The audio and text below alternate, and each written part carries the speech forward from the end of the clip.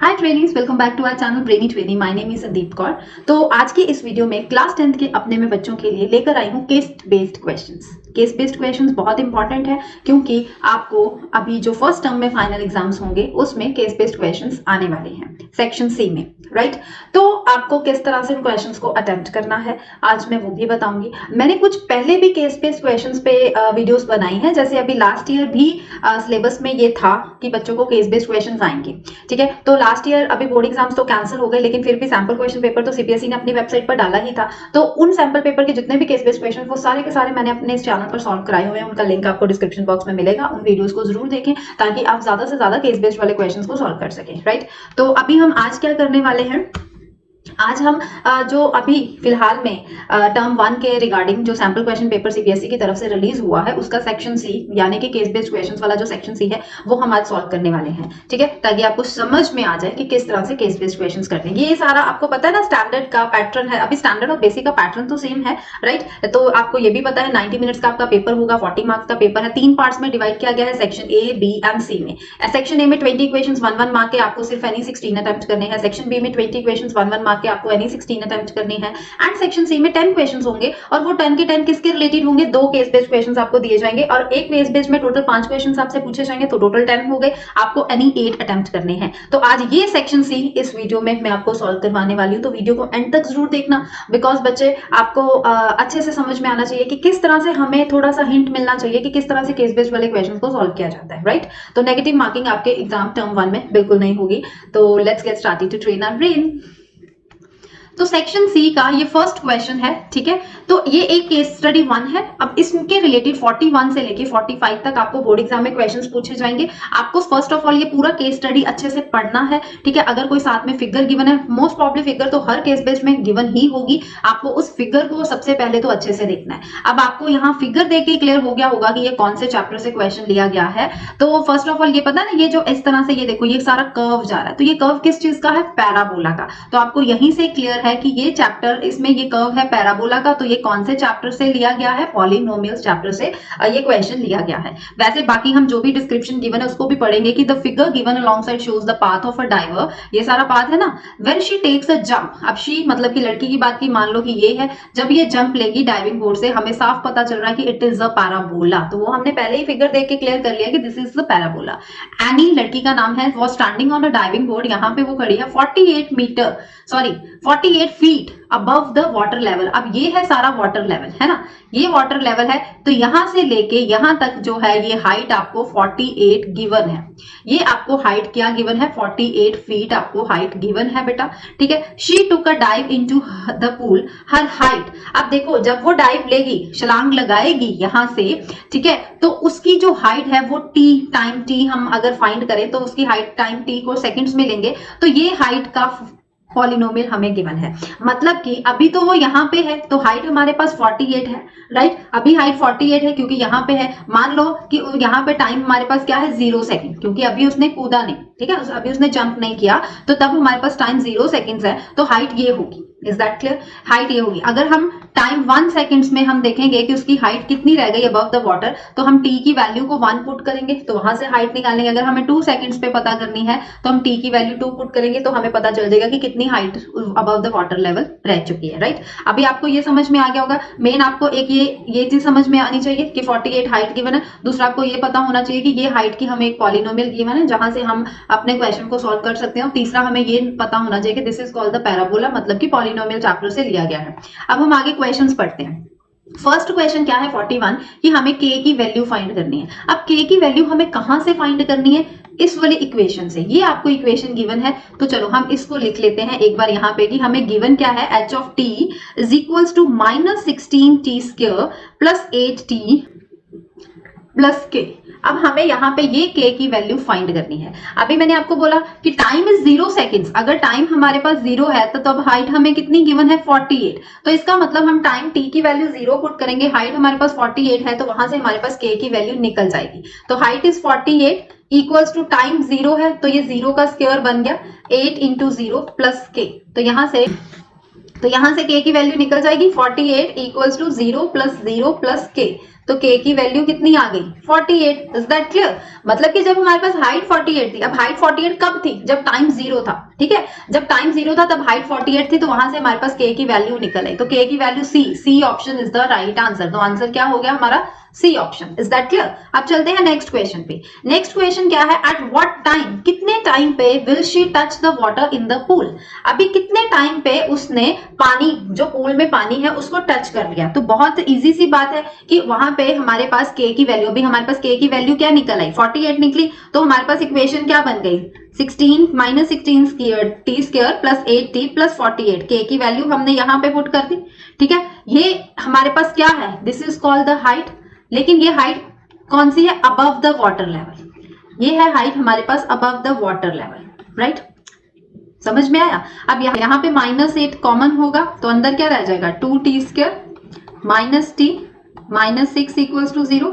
तो यहां से -2t square minus t minus 6 equal, ये -8 इधर जाके खत्म हो गया। अब हम क्वाड्रेटिक पॉलिनोमियल बन गया तो स्प्लिटिंग मेथड लगाएंगे, तो यहाँ से प्रोडक्ट हमारे पास -6 आ गया, सम हमारे पास -1, -6 इंटू 2 प्रोडक्ट आ गया -12, ठीक है। अब यहाँ पे फैक्टर्स क्या बनेंगे 3 और -4, क्योंकि इनको मल्टीप्लाई करो तो -12, सॉल्व करो तो -1 आ गया। तो यहाँ पे हमने क्या लगाया +3t -4t -6 equals to 0। Pairing हमने पेयरिंग की तो यहाँ से सिर्फ t कॉमन आ रहा है, तो अंदर क्या बचेगा 2t प्लस 3। यहाँ से -2 कॉमन आ रहा है तो अंदर बच गया 2t प्लस 3। तो देखो एक पेयर हमारे पास बन गया 2t प्लस 3, एक पेयर आ गया हमारे पास t -2 इक्वल्स टू 0। तो यहाँ से बच्चा t की वैल्यूज क्या आई? क्या वैल्यूज हमने यहां से निकाली? एक t की वैल्यू आ गई 2, एक आ गई -3/2। अब इसको तो हम नहीं लेंगे क्योंकि हमें पता है t कभी भी टाइम नेगेटिव नहीं होता। टाइम नेगेटिव नहीं होता इसका मतलब t की वैल्यू क्या आ गई हमारे पास 2 सेकेंड्स। Is that clear? ये हमारा आंसर है, तो यहाँ पे हम राइट ऑप्शन को क्लिक करेंगे, तो right option is B, 2 seconds is the right answer. समझ में आया कि हमें टाइम बताना है कि कितने टाइम पे जाके उसने बिल्कुल टच किया पूल को, पूल के पानी को टच किया। तो अभी हमें पता था कि हाइट टोटल 48 थी, तो जब हाइट 48 थी हमने k की वैल्यू 48 निकाली थी, तो यहाँ पे हमने वो वैल्यू पुट की, तो कॉमन निकाल के हमने यहाँ से t की वैल्यू निकाली। Is that clear? Splitting method use किया है। Come to the next question. अभी हम 43 क्वेश्चन करने वाले हैं। ये रहा 43। रीटा's height in feet above the water level is given by another polynomial। ठीक है, अभी और पॉलिनोमियल। अब जो हमें क्वेश्चन में यहाँ पे जो हाइट गिवन थी ना बेटा, यहाँ पे ये जो हाइट गिवन थी, ये हाइट किसकी थी? एनी की थी। लेकिन अब क्वेश्चन में हाइट किसकी बात कर रहे हैं? रीटा की हाइट की बात कर रहे हैं। उसके जीरोस -1 और 2 गिवन है। हमें हाइट फाइंड करनी है कि टोटल कौन सी क्वाड्रेटिक पॉलिनोमियल में इसमें से राइट होगी, एग्जैक्ट हाइट इसमें से कौन सी होगी। अब जीरोस ये गिवन है, तो मान लो एक को हम लेट, अब पता है ना जीरोस अल्फा और बीटा लेते हैं, तो एक को मैंने -1 ले लिया, बीटा को मैंने 2 लेट कर लिया, राइट। अभी क्या होता है, हमें क्या निकालना है? हाइट निकालनी है। तो हाइट p ऑफ t में गिवन है, तो मतलब कि जो भी हमें क्वाड्रेटिक पॉलिनोमियल निकालना है वो t की फॉर्म में, वैसे तो हम लोग x की फॉर्म में लेते हैं, लेकिन यहाँ पे t गिवन है तो t की फॉर्म में हमारा आंसर निकलेगा। तो क्या होता है? कांस्टेंट नंबर, ठीक है, t square minus sum of zero. Sum of zeros क्या होता है? Alpha into plus beta into t, आगे क्या आ गया? Plus product of zeros. इस तरह से अब वैल्यूज को पुट करते हैं के। अब t क्या है? अब t square as it is minus alpha plus beta मतलब -1 प्लस 2, -1 यहाँ पे आ गया -1 प्लस 2 टी, तो यहाँ पे भी -1 इंटू 2, सॉल्व कर दो। टी यहाँ पे टी स्क्वायर, यहाँ पे के टी स्क्वायर, यहाँ पे इसको सॉल्व किया तो +1 आ गया, तो ये -t यहाँ पे आ गया -2। बेटा ये हमारे पास क्या आ गई? p ऑफ t, ये आई p ऑफ t। अब देखो इसमें से कोई ऑप्शन आपको नजर आ रही है? नहीं। फर्स्ट ऑफ ऑल तो किसी भी ऑप्शन में टी स्क्वायर -t -2 नहीं है। आप देखोगे +t है -2 है, लेकिन -t -2 नहीं है, ठीक है। अब आप बोर्ड एग्जाम में ये मत सोचना कि यहाँ पे प्लस लिखा है, हो सकता है बोर्ड एग्जाम ने गलती कर दी, ये ऑप्शन राइट आंसर होगा। नो बेटा, हमारे पास यहाँ पे k है, तो k की वैल्यू यहाँ पे पुट होगी, ठीक है। हम यहाँ पे पहले k निकालेंगे। अब आप ये नहीं कह सकते कि हमने पीछे k 48 लिया है तो यहाँ पे 48 पुट करेंगे, नहीं। वो 48 जो हमने k निकाला है वो इस पॉलिनोमियल पे निकाला है। अब आपको ये पॉलिनोमियल नहीं गिवन, तो आपको k की वैल्यू दोबारा से निकालनी पड़ेगी इस पॉलिनोमियल को यूज करके। अब आपके पास ये पॉलिनोमियल आया है, तो आप इस पॉलिनोमियल को यूज करके k की वैल्यू दोबारा निकालोगे। तो वो कैसे निकालोगे? वो मैं आपको सिम वही कि जब टाइम 0 था, ठीक है, टाइम 0 था तो h तो 48 हमें गिवन ही है, h तो वही रहेगा 48 ही रहेगा। तो यहाँ पे अगर हम पुट करें तो यहाँ पे हमारे पास क्या निकलेगी 48। अब p ऑफ t क्या हो गया 48, बिकॉज यही तो हमारे पास h है। ठीक है, 48 इक्वल्स टू k की जगह k रह जाएगा, t की वैल्यू हमने 0 पुट करनी है तो आ गया -2। तो 48 इक्वल्स टू -2k, तो यहाँ से 48 ओवर -2 इक्वल्स टू k, तो k की वैल्यू बेटा हमारे पास आ गई -24। Is that clear? k की वैल्यू हमारे पास क्या आई -24, ये -24 यहाँ जाएगा k की जगह पे। तो यहाँ से हमारे पास p ऑफ t क्या निकल आया -24। ठीक है, ब्रैकेट में आ गया t स्क्वायर माइनस t -2। अब ब्रैकेट को ओपन करते हैं, -24 t square plus 24 t plus 48। अब देखो कौन सी ऑप्शन ये बन रही है, क्या ये डी ऑप्शन नहीं बन रही है ना? तो यहाँ पे आंसर क्या हो जाएगा हमारा option D. Is that clear? ठीक है, ये डी ऑप्शन हमारा राइट आंसर हो जाएगा। क्लियर हो गया? अब आगे चलते हैं क्वेश्चन नंबर 44 पे। 44 क्या कहता है, एक पॉलिनोमियल है QT जिसका सम ऑफ जीरोस एज 1 गिवन है, प्रोडक्ट उसका -6 गिवन है, इज मॉडलिंग अनुज हाइट। अब अनु की हाइट की बात करें, सेम अभी हमने ये जो लास्ट क्वेश्चन किया है ditto same as it is ही आपको ये भी क्वेश्चन करना है। अब अनु तो सेम पिछले क्वेश्चन की तरह करना है, लेकिन लास्ट क्वेश्चन में सिर्फ इतना चेंज था कि वहां पे हमें गिवन क्या था, वहां पे हमें जीरोस गिवन थे, मतलब अल्फा और बीटा की वैल्यू गिवन थी, लेकिन यहाँ पे हमें सम ऑफ जीरोस और प्रोडक्ट गिवन है, सिर्फ इतना चेंज है। तो हम डायरेक्ट अगर इक्वेशन बनाएं, देखो हमारे पास हाइट क्या है, हाइट हमारे पास क्यू ऑफ टी है। तो क्यू ऑफ टी क्या होता है, सबसे पहले आ गया कांस्टेंट के t square minus sum of zero. Sum of zero हमें 1 गिवन है, ऑलरेडी 1 गिवन है, तो हमें अल्फा बीटा अलग से नहीं गिवन। ठीक है, 1 इंटू टी आ गया, प्लस प्रोडक्ट क्या है -6। तो ये हमारे पास इस तरह से ये इक्वेशन बन जाएगी। Is that clear? वही कंडीशन मैंने यूज की है, कौन सी? T square minus alpha plus beta into t plus alpha into beta, ये वाली चीज मैंने यूज की है। ठीक है, अब क्या करेंगे, अब यहाँ पे हमने क्या करना है, ये हमारे पास एक इक्वेशन बन गई। अब again first of all again हमें k की वैल्यू चाहिए, तभी हमारे पास एग्जैक्ट आंसर होगा। तो फिर से वही चीज, if t is equals to 0 then height क्या थी हमारे पास 48। तो यहाँ पे हम वैल्यू पुट करेंगे। अब 48 इक्वल्स टू k की वैल्यू निकालनी है तो 0 तो पुट करना पड़ेगा। तो 48 इक्वल्स टू -60 बन गया, 6k। यहाँ से 48 को हम -6 से डिवाइड करेंगे तो हमारे पास k की वैल्यू क्या आ जाएगी -8। Is that clear? -8 k की वैल्यू आ गई। अब वो -8 हम कहाँ पुट करेंगे, यहाँ पे इसमें पुट कर देंगे तो हमारे पास हाइट निकल आएगी q ऑफ t, राइट? तो k की वैल्यू -8 है, अंदर आएगा -t square minus t -6, bracket को ओपन करते हैं, -8t square plus 8t plus 48। देखो कौन सा ऑप्शन है ये हमारे पास, ये ऑप्शन बन गया हमारे पास C option. Is that clear? ये हमारा आंसर आ गया। आई होप आपको अच्छे से समझ में आगे आ रहे होंगे। अब चलते हैं 45 नंबर पे। 45 है zeros of polynomial are negative of each other. ये पॉलिनोमियल गिवन है।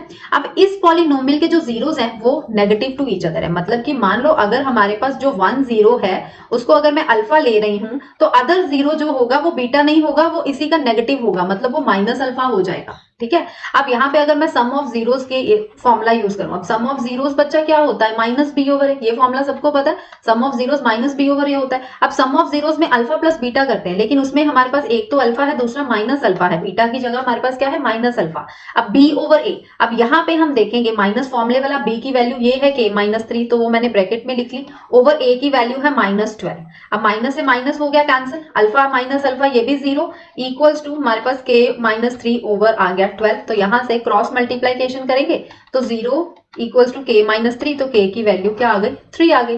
तो हमारा आंसर क्या बन गया, k की वैल्यू क्या बन गई 3। A option is the right answer. Is that clear?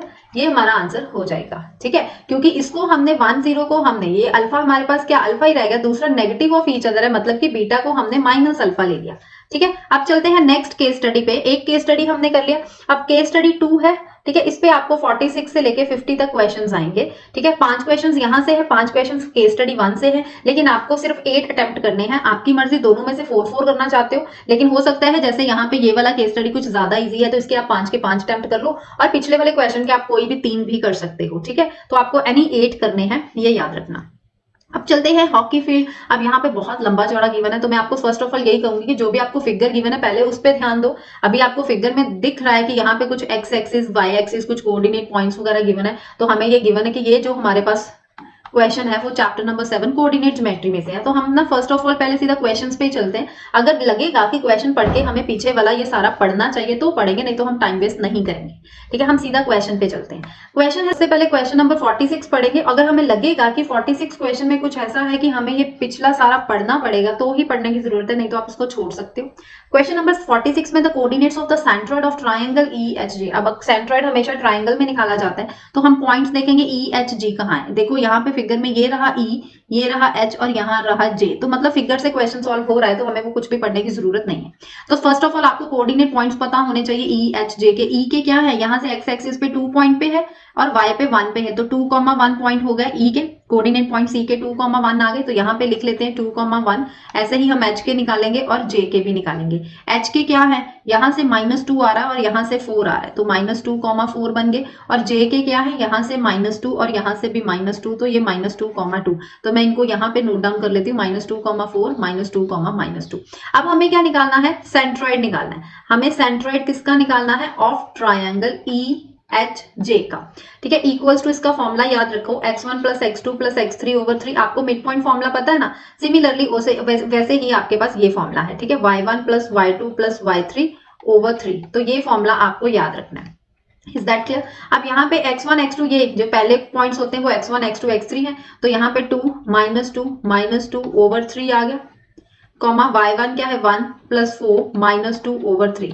Solve कर दो इसको, ये कैंसिल, तो यहाँ से तो -2/3 आ गया, कॉमा 4 + 1 5, 5 में 2 माइनस किया तो 3 आ गया, तो 3/3 कटिंग कर दो। तो यहाँ पे हमारे पास कोऑर्डिनेट पॉइंट्स क्या आ गए सेंट्रॉइड के, -2/3, 1। तो हमारा एग्जैक्ट आंसर क्या बन रहा है, -2/3, 1 A point. A is the right answer. Is that clear. ठीक है, सेंट्रॉइड का फॉर्मूला याद रखना है बस। क्वेश्चन नंबर 47 क्या है, इफ अ प्लेयर P, एक प्लेयर है P, needs to be an equal distance. Equal word किया हुआ है, तो इक्वल डिस्टेंस पे दो चीजें बात आती है कि एक तो इक्वी डिस्टेंट, दूसरा मिड पॉइंट पे भी इक्वल डिस्टेंस होता है फ्रॉम A एंड G। इसका मतलब इक्वल डिस्टेंस पे है। A और G के पॉइंट्स देखते हैं, यहाँ पे ये रहा A पॉइंट, ये रहा G पॉइंट। अब A और G के सेंटर में एक P प्लेयर है, ठीक है, और वो P प्लेयर इस तरह से है कि ये जो A है, ये जो G है हमारे पास, इसके बिल्कुल सेंटर पे हमारे पास P प्लेयर है, बिल्कुल सेंटर पे। ये A है, ये G है, तो हमें A और G के कोऑर्डिनेट पॉइंट्स निकालने पड़ेंगे। तो यहाँ से A 3 पे आ रहा है और Y पे 6, तो 3,6, तो ये पॉइंट्स बन गए। G के पॉइंट्स यहाँ से X में तो 1 है, Y पे -3 है, तो 1, -3 ये आ गए। मतलब यहाँ पे मैंने 3,6 लिख लिया, यहाँ पे मैंने 1, -3 लिख लिया। अब देखो इक्वल डिस्टेंस है, तो इक्वल डिस्टेंस का मतलब क्या हो गया, हमें क्या यूज करना है, मिड पॉइंट फॉर्मूला हमें यूज करना है, और ये कोऑर्डिनेट पॉइंट्स हमें फाइंड करने हैं। आगे कुछ भी देखो, पोजीशन ऑफ P निकालनी है, तो कोऑर्डिनेट पॉइंट्स हमें ये फाइंड करने हैं। तो क्या होगा मिड पॉइंट का formula, x1 + x2/2, y1 + y2/2, right. तो ये हमारे पास क्या है, ये x1 है, ये y1 है, ये x2 है, ये y2 है। वैल्यूज को पुट कर देते हैं, 3 + 1/2, 6 - 3/2, तो ये आ गया 4/2, 3/2। इसकी तो कटिंग हो गई, तो 2, 3/2। देखो भाई कौन सी ऑप्शन है हमारे पास, 2, 3/2, that is C option is the right answer. Is that clear. ठीक है, अब चलते हैं नेक्स्ट क्वेश्चन नंबर 48 पे। The point on x axis, एक एक्स एक्सिस के ऊपर पॉइंट है, ये हमारे पास एक्स एक्सिस है, ये वाली सारी एक्स एक्सिस है, ठीक है, राइट।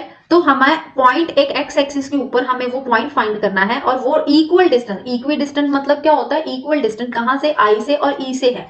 अब ये रहा I और ये रहा E, तो हमें पहले I और E के पॉइंट्स फाइंड करने होंगे। ये I है, ये E है, तो ये रहा हमारे पास I पॉइंट, ये है E पॉइंट, ठीक है। तो यहां से हमने एक P एक्स एक्सिस, मतलब मान लो ये एक्स एक्सिस पूरी हमारी जा रही है, ठीक है, ये सारी हमारी एक्स एक्सिस है, तो यहाँ पे हमने कहीं भी एक पॉइंट P फाइंड करना है। वो पॉइंट हमें नहीं पता, वो पॉइंट हमें फाइंड करना है, लेकिन I से P का और E से P का डिस्टेंस इक्वल है, मतलब IP = PE का डिस्टेंस सेम है। तो आप यहाँ पे बेटा डिस्टेंस फॉर्मूला भी लगा सकते हो, left hand side right hand side distance formula लगा के भी आप P के पॉइंट्स फाइंड कर सकते हो। नहीं तो आपको मैं यहाँ पे एक बहुत ही शॉर्ट ट्रिक बताती हूँ। देखो पहले I के कोऑर्डिनेट पॉइंट्स फाइंड करें। I के पॉइंट क्या है, ये X में -1 है, Y पे 1 है, तो -1, 1 बन रहे हैं, तो वो लिख लेते हैं। ठीक है, -1, 1 लिख लिया। ई पे क्या है, ये 2 है 1 है, 2, 1 आ रहे हैं, तो ई पे भी हमने लिख लिए 2, 1। अब फर्स्ट ऑफ ऑल हमें एक्स एक्सिस के ऊपर पॉइंट फाइंड करना, मतलब कि y 0 होगा। एक्स एक्सिस के ऊपर पॉइंट फाइंड करना है, मतलब y यहाँ पे 0 रहेगा। अब फर्स्ट ऑप्शन में y 0 है, सेकंड तो नहीं हो सकती, उसमें x को 0 ले लिया गया। डी भी नहीं हो सकती, उसमें भी x को 0, मतलब कि या तो आपके पास ए आंसर होगा या आपके पास सी। अब 4 ऑप्शन में से 2 ऑप्शन आपके पास रह गई। अब हमें एक्स एक्सिस के ऊपर पॉइंट लेना है, तो देखो जरा i जो है वो बिल्कुल ओरिजिन के पास है। ऑब्वियस सी बात है कि जो हमारा पॉइंट होगा वो e की साइड पे होगा, मतलब इस साइड पे होगा, मतलब ओरिजिन ये 0 पे पॉजिटिव साइड होगा, मतलब कि हमारी जो x की वैल्यू आएगी वो पॉजिटिव आएगी। तो यहाँ पे ए ऑप्शन में x की वैल्यू पॉजिटिव है, तो A option is the right answer. ये हमारा थोड़ा मतलब कि अपनी मर्जी से हमने हिंट की तरह मैंने आपको बता दिया कि हमारी x की वैल्यू पॉजिटिव आएगी। अब यहाँ पे एक पॉजिटिव है एक नेगेटिव, तो यहाँ पे आप इस तरह से ए को क्लिक कर सकते हो, लेकिन यहां से आप ए को सर्कल कर सकते हो। लेकिन मैं आपको पूरा सॉल्व करके भी बता देती हूँ कि हमें जैसे कहा गया है कि इक्वी डिस्टेंट है, तो हमें, मैंने आपको क्या बोला कि आप क्या लगाओगे condition, I P equals to PE. ठीक है, अब आई पी यहां से हम डिस्टेंस फॉर्मूला लगाएंगे, तो डिस्टेंस फॉर्मूला क्या लगेगा, हमारे पास पी के पॉइंट्स क्या है, x, 0 है ना, पी के पॉइंट्स x, 0 है, तो यहां से हमारे पास क्या लग गया, x + 1 का होल स्क्वायर, 0 - 1 का होल स्क्वायर इक्वल्स टू यहां से x - 2 का होल स्क्वायर और 0 - 1 का होल स्क्वायर। अब देखो ये अंडर रूट से under root cancel by squaring on both sides, तो यहाँ से x square a square plus b square plus 2ab, ये 1 का होल स्क्वायर आ गया। ठीक है, यहाँ से भी a square plus b square plus 2, sorry यहाँ पे +1 है तो प्लस होगा, यहाँ पे हमारे पास 2 है, ये -2ab आएगा, तो यहाँ पे 4x आ गया, ये +1। तो देखो x स्क्वायर से x स्क्वायर कैंसिल है, ये 1 से 1 कैंसिल है, तो हमारे पास क्या बन गया, 2x + 4x इक्वल्स टू 4 - 1। तो ये हमारे पास 6x इक्वल्स टू क्या आ गया, 3।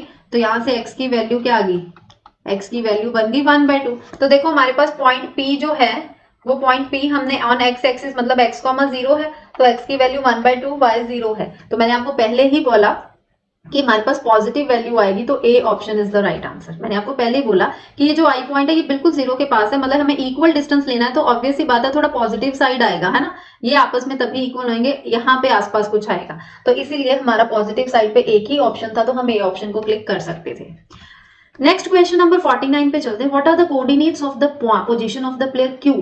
क्यू की हमें पोजीशन फाइंड करनी है सच दैट उसका जो डिस्टेंस के पॉइंट से है is twice his distance from E and Q.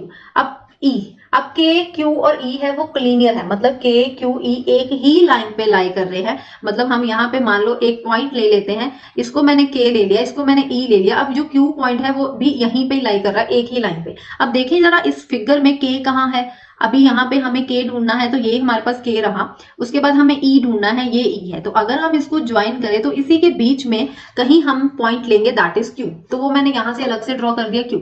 लेकिन किस तरीके से लेना है कि जो डिस्टेंस फ्रॉम के है, इस क्यू पॉइंट का के से जो डिस्टेंस है वो ट्वाइस, 2 गुना है ई से, 2 गुना ई से, मतलब कि यहाँ पे हमें रेशियो मिल गई 2:1। इज दैट क्लियर, ट्वाइस कहा है ना, तो हमें 2:1 निकली। अब के के पॉइंट्स क्या है, x पे -4 है, y पे 1, तो -4, 1 के पॉइंट्स आ गए हमारे पास। अब e के पॉइंट्स हमारे पास 2, 1 है, तो यहाँ पे मैं पॉइंट्स लिख देती हूँ -4, 1 और e के पॉइंट्स है 2, 1। अगेन हमें ये पॉइंट्स फाइंड करने, मतलब ये x y, तो सेक्शन फॉर्मूला आते हैं, हम यहाँ पे क्या अप्लाई करेंगे, यहाँ पे हमारा सेक्शन फॉर्मूला लगेगा। अभी किसी को सेक्शन फॉर्मूला नहीं पता तो मैं बता देती हूँ। सेक्शन फॉर्मूला क्या होता है कि ये जो Q के पॉइंट्स x, y हमें फाइंड करने हैं। ठीक है, हम किस तरह से करेंगे कि m1 को हम, ये देखो यहाँ पे मैं आपको फिगर में बता दूं कि ये हमारे पास जो रेशियो होती है ये m1 m2 होती है। ये जो पॉइंट्स है ये x1 y1 है, ये पॉइंट जो है x2 y2, राइट। तो ये तो xy हमने ले ही रखे हैं, तो यहाँ से अब हम फॉर्मूला लिखेंगे कि m1 को यहाँ पे क्रॉस मल्टीप्लाई करते हैं ना, ये इस साइड जाता है, ये इस साइड, m1 को मल्टीप्लाई किया x2 से, अगेन m2 को हमने x1 से, ओवर रेशियो को हमने m1 + m2 रेशियो को प्लस कर दिया। अब हम y पे चलते हैं, ठीक है, तो ये हमारे पास फॉर्मूला बन जाएगा। ये फॉर्मूला है सेक्शन का। अब वैल्यूज को सिर्फ पुट करना है, तो x, y तो हमें फाइंड करने हैं। अब m1 क्या है, 2 है, x2 हमारे पास 2 है, ये 2 × 2 प्लस m2 क्या है, 1 है, x1 हमारे पास -4 है, ओवर रेशियो को प्लस कर देते हैं। सिमिलरली m1 2 है, y2 1 है, m2 क्या है, 1 है, y1 भी 1 है, तो यहाँ पे भी रेशियो को हमने प्लस कर दिया। इसको सॉल्व करेंगे, 4, ये 4 आ गया, ये -4, तो ये तो बन गया 0। यहाँ पे 2 + 1 3, 3/3, ये कटिंग करके हमारे पास 0, 1। अब देखो 0, 1 हमारे पास आंसर कहाँ आ रहा है, बी ऑप्शन में आ रहा है, तो हम बी को सर्कल करेंगे। ये 0,1 हमारा आंसर बन गया। Is that clear? ठीक है, सेक्शन फॉर्मूला लगाएंगे। Last question number 50, the point on y axis, y axis मतलब यहाँ पे x 0 होगा, equidistant from B and C. Similarly same वैसा ही क्वेश्चन। अब देखो यहाँ पे x 0 है तो x 0 या तो b ऑप्शन होगी हमारे पास, a तो हो नहीं सकती, ना ही हमारे पास c ऑप्शन हो सकती, मतलब कि या तो हमारे पास b ऑप्शन है या हमारे पास d है। अब हम b और c पॉइंट्स देखेंगे कहाँ कहाँ है। b और c, ये रहा हमारे पास b, ये रहा हमारे पास सी। हमें क्या करना है, y एक्सिस के ऊपर एक पॉइंट फाइंड करना है जो इक्वल डिस्टेंस पे होगा। अब ऑब्वियस सी बात है, ये जो c है बिल्कुल ओरिजिन के पास है, अगर हम इक्वल डिस्टेंस लें तो यहाँ कहीं किसी के पास हमारा आंसर आ जाएगा, है ना, यहाँ कहीं इक्वल डिस्टेंस पे आएगा, मतलब कि पॉजिटिव साइड आएगा y की। तो यहाँ पे हम देखेंगे y की पॉजिटिव वैल्यू कौन सी है, d ऑप्शन पे। b ऑप्शन पे तो y नेगेटिव है, तो d ऑप्शन हमारा आंसर हो जाएगा। Is that clear? नहीं समझ में आता तो प्रॉपर ये पॉइंट b रहा, ये c रहा, हमने एक y एक्सिस पे पॉइंट फाइंड करना। मान लो ये हमें पॉइंट फाइंड करना है, इसको मैं कुछ भी r पॉइंट या कुछ भी r ले लेती हूँ, कुछ भी r ले लेती हूँ, तो r के पॉइंट्स हैं 0,y, राइट। तो हमें ये पॉइंट्स इक्वल डिस्टेंस पे है, तो मतलब कि हमें क्या करना है, B R equals to R C, मतलब डिस्टेंस फॉर्मूला लगाना है। तो सॉल्व करोगे तो हमारे पास यही आंसर निकलेगा। Is that clear? इस क्वेश्चन को इस तरह से करना है। नहीं समझ में आ रहा तो मैं एक बार सारा सॉल्व करके बता देती हूँ।